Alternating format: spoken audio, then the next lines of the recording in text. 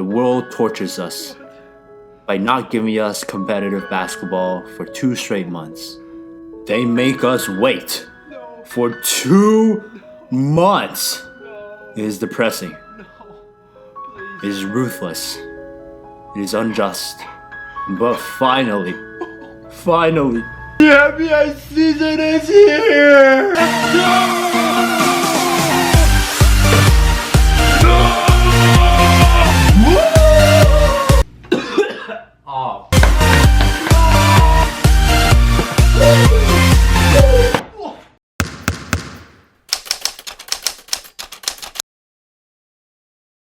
Oh boy, it has been a long wait. What's up guys? My name is Mark. In this video, I'm gonna ask one specific question for every NBA team that I think will define their NBA season, or it's something that I will personally be paying very close attention to as I watch some of their first games. The Dallas Mavericks. Is this a make or break season for Nerlens Noel? So I don't know if all of you guys followed the storyline, but during the offseason, Nerlens Noel had a lot of weird contract stuff going on where he fired his agent and he reportedly missed out on $70 million that he turned down. So instead he's now on a 1-year deal and he's gonna be a free agent again in 1 year. And it seems like with the Dallas Mavericks reportedly starting Dirk Nowitzki at center and moving Harrison Barnes to the 4, thus sending Nerlens Noel to the bench, it sounds like the Mavericks aren't really keen on Nerlens Noel being a huge part of their future. I think at some point Nerlens Noel is going to move back into the starting lineup, but if he doesn't and he's not playing that many minutes, it might not bode super well for how much money he can get next year. The Charlotte Hornets. How will they divide up the minutes between Dwight Howard and Cody Zeller? So this is pretty straightforward. Dwight Howard, Cody Zeller, you can't play those guys together. They are traditional centers. And because you can't play those 2 guys together, they're gonna basically divide up the 48 minutes at the center position for the Charlotte Hornets. Probably even less because Frank Kaminsky is probably gonna get some time playing small ball center. So is this gonna be Dwight Howard 28 minutes per game, Cody Zeller 20 minutes per game? What's the split here? The Boston Celtics. What is their starting lineup going to look like? The Celtics reportedly are gonna start Kyrie, Jaylen Brown, Jason Tatum, Gordon Hayward, and Al Horford in their starting lineup. Now, there were some rumors about perhaps Marcus Smart starting at that shooting guard position instead of Tatum. You could perhaps have Aaron Baines starting at center, move Al Horford back to power forward. The Celtics really have a lot of options. I personally thought that the best starting lineup they could do was actually replacing Marcus Morris for Jason Tatum. I expect Brad Stevens to make a lot of changes, and I assume it's going to depend on the matchup, but that's something that I'm looking out for. The Atlanta Hawks. Will they trade Dennis Schroeder? So this is mostly a question of, will the Hawks actually tear it down? The Hawks have never really had a tradition of tanking. And while they've never made it to the finals, they have been a relatively consistent playoff team for the past couple of years. This season with Paul Millsap gone, Tim Hardaway Jr., and losing a bunch of other players, it seems like this is finally the year they should blow it up. And if they choose to go that way, they should look to trade away guys like Dennis Schroeder as well as guys like Ersan Ilyasova, who's still on their roster. The Philadelphia 76ers. How is the quote-unquote NBA-ready Markelle Fultz going to play in his rookie year? Now, me personally, I don't place a ton of weight on Summer League or on preseason if a player plays well. But if a player somehow performs really poorly like Markelle Fultz did, there's this thing with his poor free throw shooting. There's this thing with the fact that they tweaked his shot form. The big thing about Markelle Fultz coming out of the draft and why most people consider him to be the number 1 overall pick and why the Sixers took him with the number 1 overall pick was that he was quote-unquote NBA ready. Is he actually NBA ready then? Because I think a lot of people would argue that a lot of other players, including Lonzo Ball, De'Aaron Fox, maybe even Dennis Smith Jr., have potentially higher ceilings. So if Markelle Fultz doesn't come out of the gate looking better than those guys, is it way too early to say, but will the Sixers have made the wrong decision? The Chicago Bulls.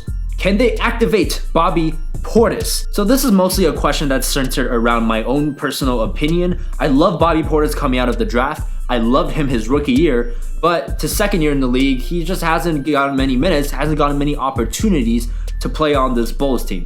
Bobby Portis might be the one young player on this team that actually has a lot of upside outside of Lauri Markkanen, who we have no idea how he's going to be in the NBA. And if you're the Bulls, you know you're rebuilding since you traded away Jimmy Butler, so might be a time to give a young guy like Bobby Portis some more minutes. The Cleveland Cavaliers. Can they fix their defense? Here's what we know about the Cleveland Cavaliers. They're going to be great offensively. In fact, they might actually be better offensively this year than they were last year, especially assuming Isaiah Thomas is healthy. Their bench unit for sure is going to be a lot better than they were last year. But the big question and the reason why they lost to the Golden State Warriors is that their defense was really, really bad. And sometimes you can get away with winning a championship with an average to even below average defense, but not against this Golden State team. So are they going to be able to get away with playing Kevin Love at the center position? Is that going to be enough defensively, or do they have to move Tristan Thompson back into the starting lineup? The Denver Nuggets, who is going to play the point guard position? So I don't believe I have the latest report, but it sounds like they're going to try starting Emmanuel Mudiay still at the point guard position.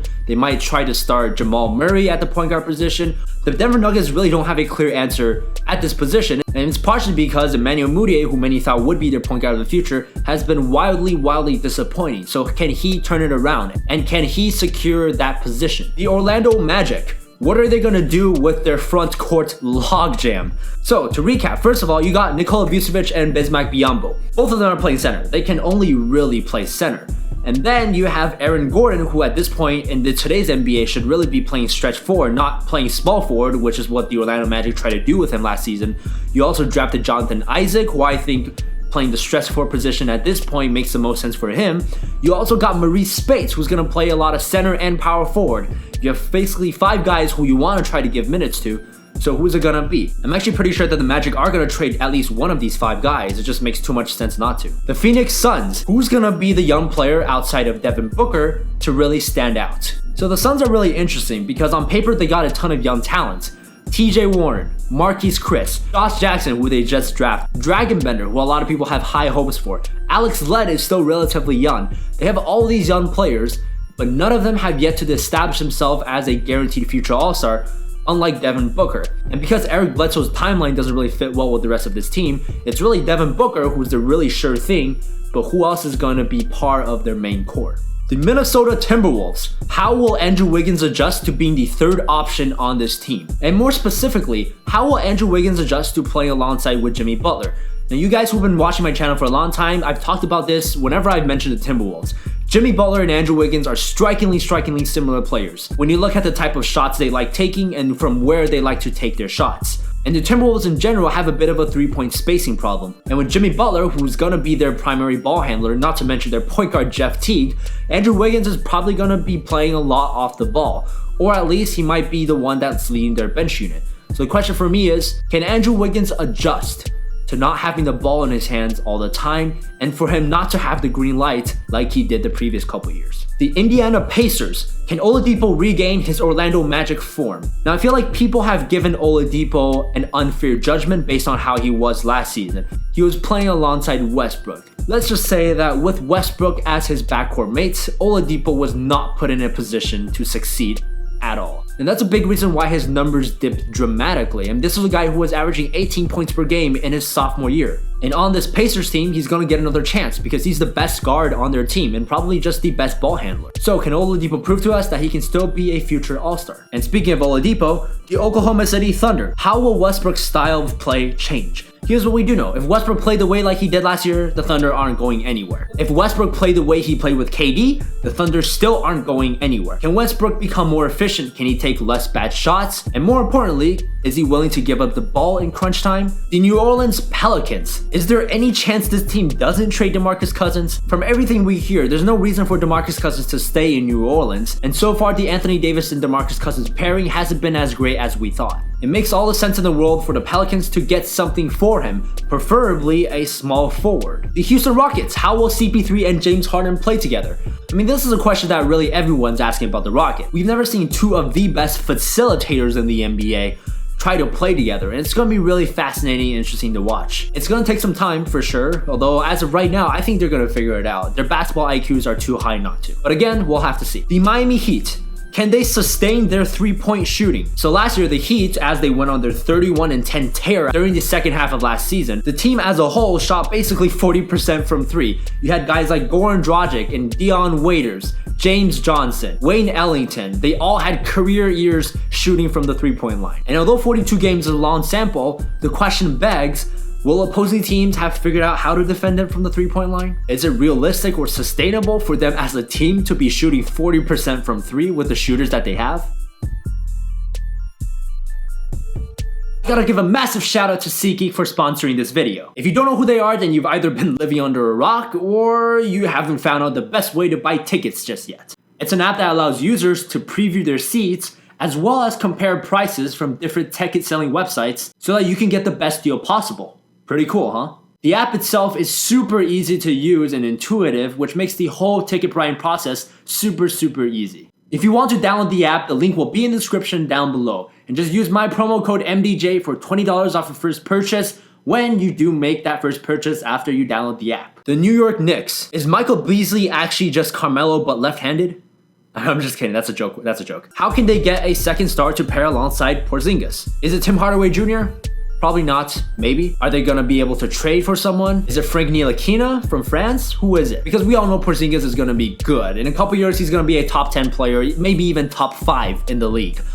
But one player alone never wins you the championship. The Washington Wizards, can they get more production from their bench? This is really the biggest kryptonite from their team last year. This season, they added Jody Meeks, Mike Scott, Ian Mahimi should be back healthy. This looks to be a much better second unit, although we'll have to wait and see. I think a big reason why the Washington Wizards did lose to the Boston Celtics in the second round of last year's playoffs is that Wall and Beal just ran out of gas in the fourth quarters and especially during game 7 of that series. So if the bench could give them more, this team can be a lot better and has a much better chance at getting to the conference finals. The Memphis Grizzlies, should they blow it up? This is a question that we've been asking for the last couple years because every single year, people knowing going into the season that the Memphis Grizzlies aren't really contenders, but they will be very competitive and likely a playoff team. Now, with Gasol approaching 33 years old, with Mike Conley approaching 30, is it finally time for this team to blow it up? Especially after they lost Tony Allen, Vince Carter, Zach Randolph, a lot of people who are part of their grit and grind identity? I don't know. And if the Memphis Grizzlies suffer from this brutal Western competition this year, and they could legitimately this year miss out on the playoffs, it might be time to start thinking about trading Conley or Gasol. Just putting that out there. The Los Angeles Lakers. Who's part of this team's future and who isn't? This is a question that I asked for a couple reasons. Number one, because they have a lot of young talents. Julius Randle, Brandon Ingram, Kentavious Caldwell-Pope, Lonzo Ball, Larry Nance, etc. But we also know that the Los Angeles Lakers might potentially be a free agent destination for guys like Paul George, maybe even LeBron James? And if that's the case, they're gonna have to get rid of some of these young players that they have for the very reason that they have a limited cap space. So who is it gonna be on this team that's really expendable? Is Julius Randle a key part of their future? Is Larry Nance a key part of their future? Is Kentavious Caldwell-Pope just going to be a one-year rental? And I think a lot of it will depend on how these players perform. Julius Randle, can he be better this year? Can Brandon Ingram be better than this year? Is Jordan Clarkson going to prove himself to be better than Kentavious Caldwell-Pope? The San Antonio Spurs, can they figure out what to do with LaMarcus Aldridge? This is really sad and disappointing to see because LaMarcus Aldridge was one of their biggest free agency acquisitions in franchise history, and people were excited to see how he was going to do with the Spurs. But his game just hasn't translated. And I've talked about this a little bit before, but it's partially Popovich's fault, it's partially LaMarcus Aldridge's fault.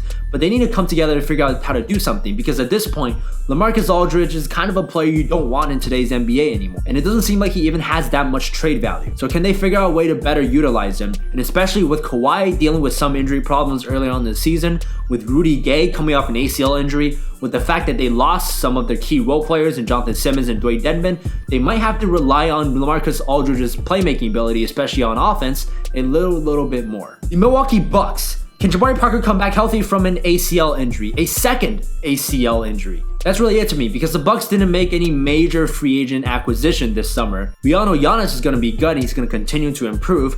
Jabari Parker is the one player along with Thon Maker who really have upsides on this team. And again, I'm really thinking about how you can pair Giannis with other stars, and likely that's going to have to come within the team. So that's the question. How is Jabari Parker going to bounce back from yet another major injury? The Utah Jazz. Can Rodney Hood replace Gordon Hayward's scoring? Now, I've talked about this in my season awards prediction video where I've said Rodney Hood will win most improved player. I love the guy coming out of the draft. I love what he did his rookie season. He suffered an injury last season that kind of hampered the way he was able to fit in.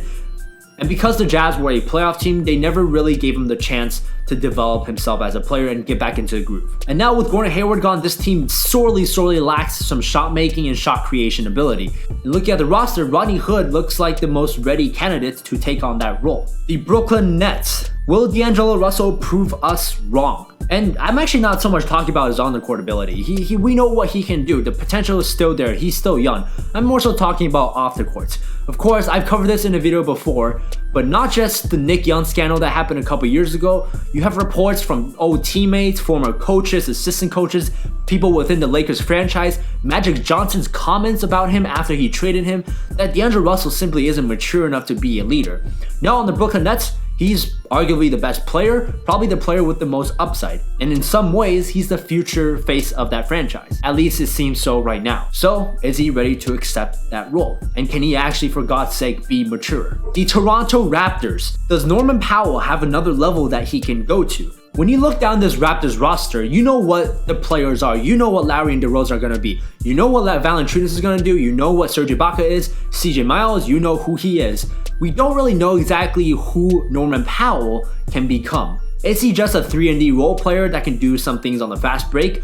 Or can he improve his ball handling, his playmaking? Can he actually replace some of Corey Joseph's production at the backup point guard position from last year? Or could he eventually be good enough to replace CJ Miles in the starting lineup? That's really the one player who hasn't unlocked his potential yet, who seems like he's due in for a breakout season. The Detroit Pistons.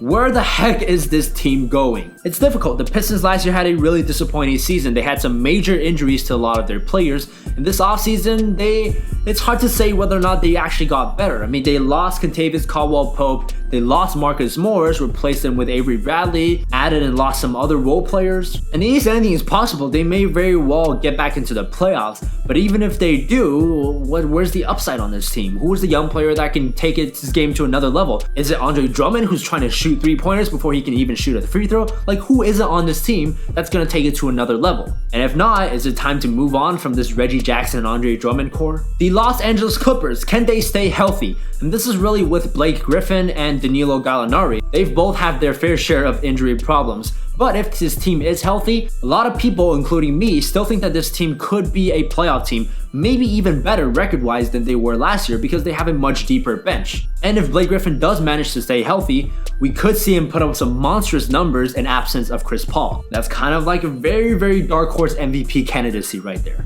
The Sacramento Kings. Who is the future all-star on this roster? And again, these guys are super young, so this season alone is not enough to judge. But for some of the other guys, Buddy Hield, Scala Bicier, Willie Cauley-Stein, which one of them has all-star potential? Which one of them can prove to become more than just a role player? The Portland Trailblazers. Was last season a fluke? Now this has been pretty well documented, but after they traded for Jusuf Nurkic, the Portland Trailblazers last year were really, really good, both record-wise, eye test-wise, and in terms of their point differential. But that was only about a 20-game sample. Was that a bit of a fluke? Maybe, maybe not.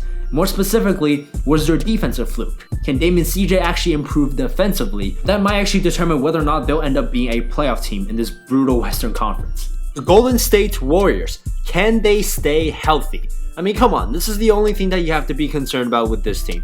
But over the past couple years, the Warriors have had a lot of good luck in staying healthy. And history shows that when you reach that 3 championship mark, or that 3 finals in a row mark, things start to break down a little bit. But if this team is healthy, then they will make the playoffs, then they will probably win the championship. Alright, there you go. Those are 30 NBA teams. Again, just some very quick thoughts, just one specific question that I'm thinking about, a concern that I have for this team. With that being said, thanks for watching the video. I'm MDJ. Let's cheer to a great NBA season, shall we?